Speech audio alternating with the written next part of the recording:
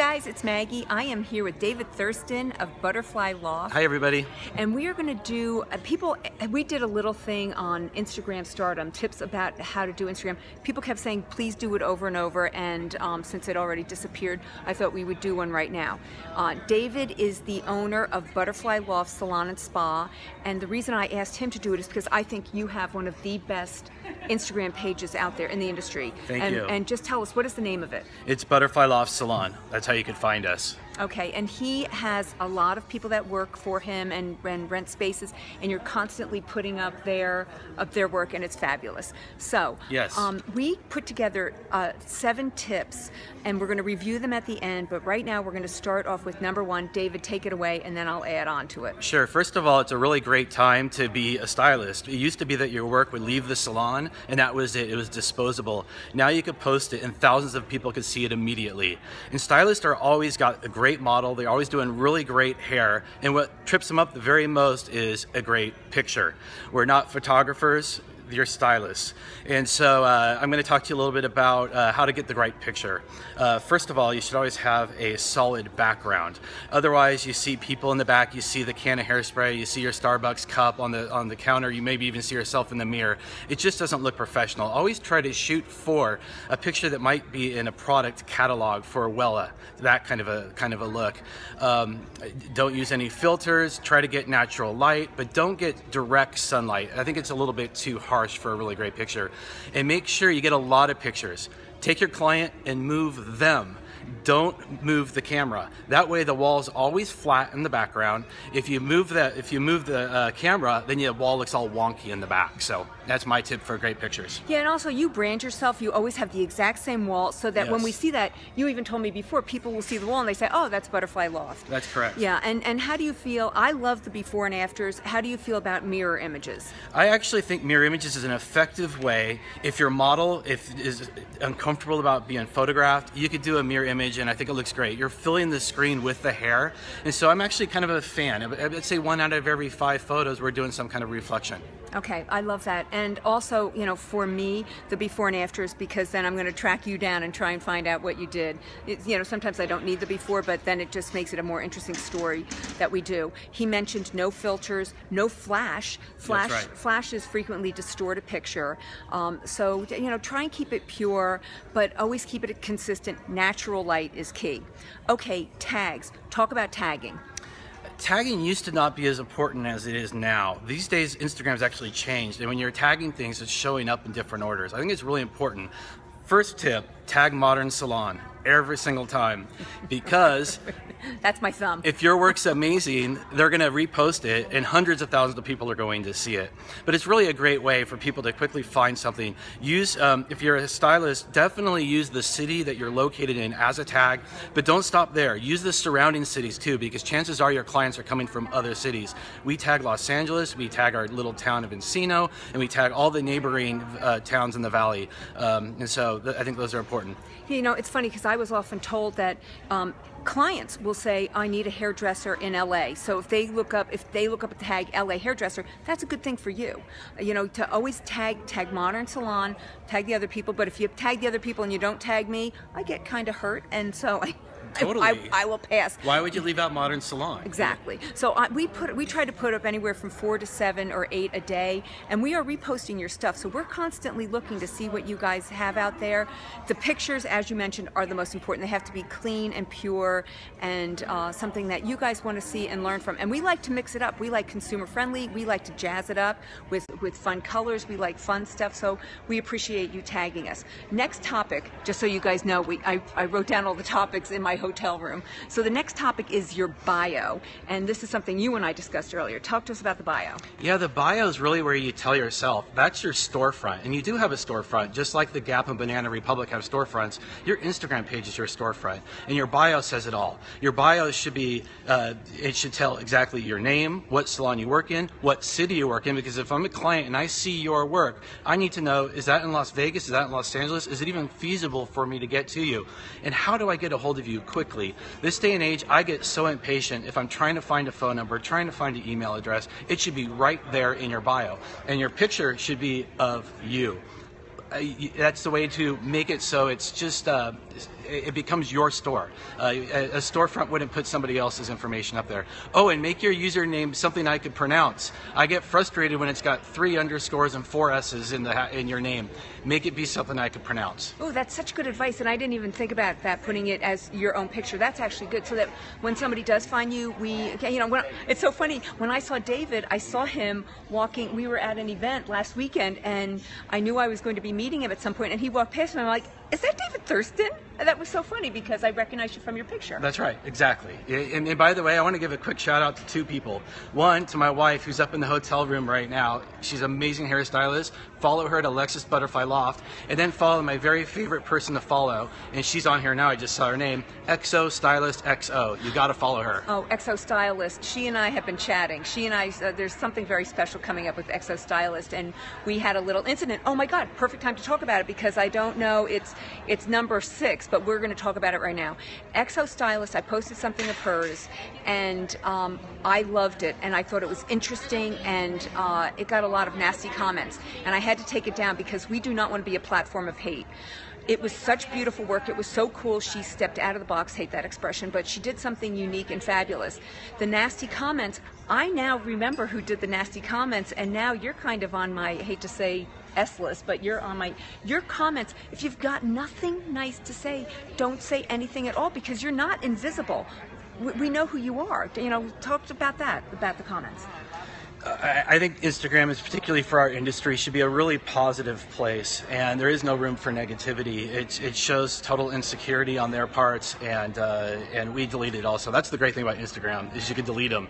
On Periscope, unfortunately, they keep coming up and coming up, so it's harder to get rid of them. Oh no, there's a way, just so you guys know, you can delete right when it comes up. We've already deleted 4 people. We've blocked 4 people. It actually should be a video game on blocking people for Periscope, how quickly you can do it, because these things are flying up and you're trying to get the right one. It's a great video game, better than Pac-Man. Yeah, this is so great. All right, so we dealt with comments. Only do nice comments. And you know what? When I see a really nice comment, I will usually go to that person's page and just see, oh, who is this? I like this person that he or she is doing such a nice comment. So the nice comments resonate more than the nasty comments. And I'm guilty of just doing like an emoticon, a little, this or 2 hearts. Try to do something really genuine from the heart, and chances are that person's going to take it and write something back in yours and follow you back. Okay, and just to finish, our number 3 was the bio. When we say city and state, because if you put in Springfield, I think there's a Springfield in every single state. Right, totally. So, right. Yeah, so, and some people put in Stockton. There's Stockton, Massachusetts. There's Stockton, California. So in your bio, let us know, are you a hairdresser? Are you a makeup artist? That's good for you. That's good for the people trying to follow you. That's good for clients. We want to know who you are. Okay, a professional page. Let's talk about this. It used to be that I thought that you could have everything on one page, but I think that more and more clients are on Instagram more than ever, and I think it's time for a stylist to consider having a business page and a personal page. But don't forget this, on your business page, you're going to want to make sure that you interject your personality into that also. And so have pictures of yourself, have pictures of what you're doing, but you could just post anything on your personal page. This gives you the option of what you want to post, how you want to brand yourself, what you want your clients to think of you. Yeah, and quite frankly, if I am going to be driving people to your site, if I go on there and it's pictures of you kissing your boyfriend or your dog, I feel like we're intruding. So you should have a professional page. You should have a professional page and your private page.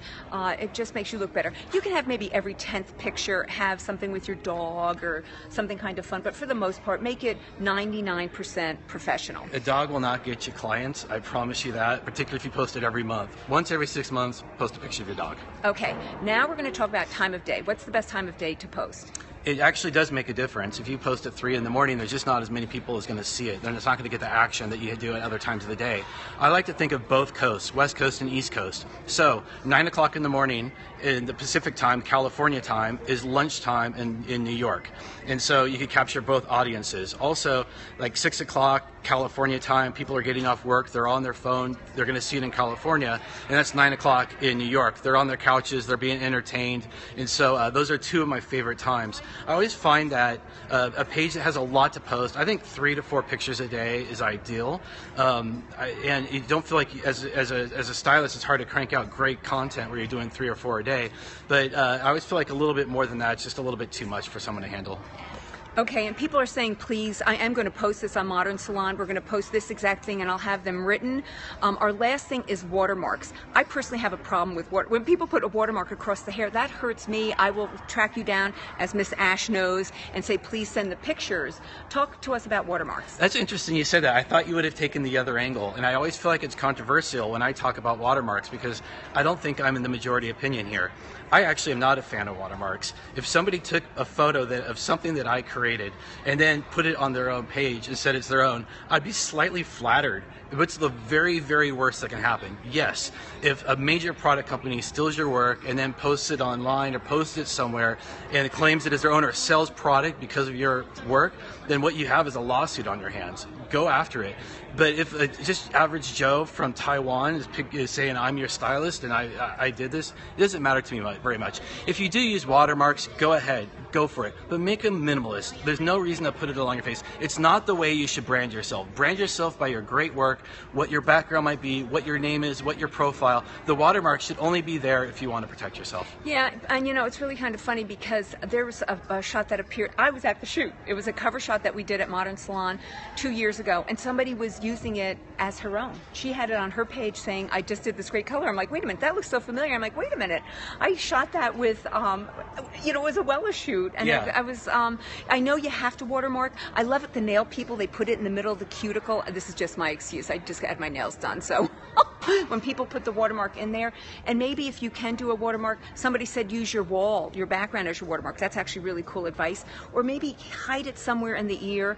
I know Guy Tang, I mean, my goodness, that guy has watermarks of the wazoo. He's stolen all the time. We're not all Guy Tang. And Guy Tang's earned the right to do whatever he wants, and he does it with great effect. The rest of us, though, including myself, shouldn't be putting it along the hair. And actually, I think Guy Tang does it pretty tastefully as well. So do I. He does everything great. Okay, so we're just going to go over it. 7 things. Number 1, your pics have to be fabulous. Do them in good light, preferably natural light. Number 2, your tags. Tag things. Tag where you are. Tag hair by me. I love that one. So then I know you're not using it as an inspiration picture, that the hair is done by you. Your bio, make sure it says who you are, where you're located, that you're a hairdresser or a makeup artist or all of the above. Make your page a professional page, that it doesn't have pictures of dogs, your kids, the flowers, you know, whatever it has. Hair, 90%. The time of day, you listen to David, that do it when people can see it so it doesn't get buried if you post it overnight. Your comments, please make them professional and wonderful and positive. We don't like the meanies. The meanies, I know, are all over Facebook. Just try and keep this nice. And then your watermarks, we just finished with that your watermarks, if you are going to have them, don't destroy the hair. Anything else you want to add? Anything we forgot? No, but I do think, as I started off with, it's a really great time to be a hairstylist. The things that people really respond to are vivid colors, pastel colors, and massive before and afters. And it's amazing to me that I, myself, at the touch of a button, can reach 48,000 people overnight. Instagram is so important these days. It brings money, it brings opportunity, and it brings clients. It's worth spending your time. It's worth practicing. Take pictures of your coworkers, take pictures all over your salon, find the great light, find the great wall, find the great angle. And if you keep practicing, I know you guys are going to do fantastic hair. That's going to get you the great picture. It's going to bring you opportunity, money, and clients. Yeah, you know what? It's work, but it's fun work. I mean, we're in the best industry. Oh, I forgot that. Yeah. It's a whole lot of fun. It makes your work so meaningful. You reach a massive audience. It's amazing. And your clients, you told me your clients are honored when they're invited to have their picture taken. Our clients are bummed when they don't get their picture taken. Yeah. Yeah. So, and I should point out, we're here in Las Vegas because we only go to the most fabulous places. We're here for Wella Trend Vision. I just want to do a little, they're setting up over there. It's a pretty exciting night. I've been backstage. I hope you guys have been watching our Periscope, talking to some of the contestants and the judges. It's such a cool thing.